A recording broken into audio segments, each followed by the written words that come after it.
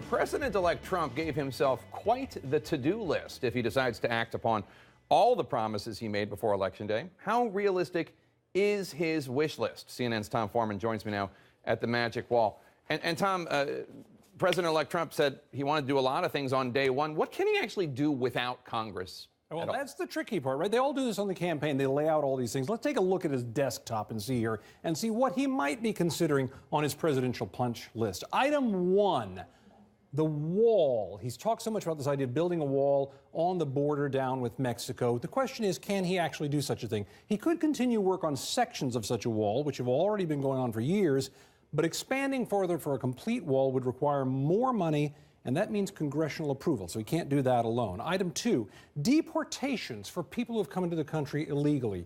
In recent months, he suggested he's not going to deport all 11 million undocumented immigrants, but maybe only about 2 million of them whom he says has committed serious crimes. And yes, he can send them home without getting Congress involved if he can find them.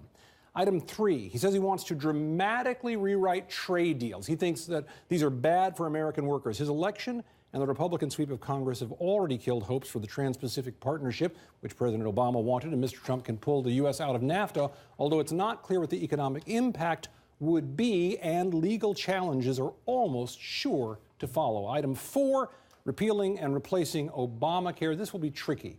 Yes, Republicans hold 51 seats in the Senate, but the rule stands now they're well short of the 60 they would need to overcome a Democratic filibuster, so he can chew away at portions of the program by cutting funding. But he said he'd also replace parts of Obamacare, although it's not clear right now fully what that would be. And item 5, a hiring freeze for all federal workers. Again, the complete repercussions are unclear, but he does have the power. It's just not clear if he'll follow through. Jake?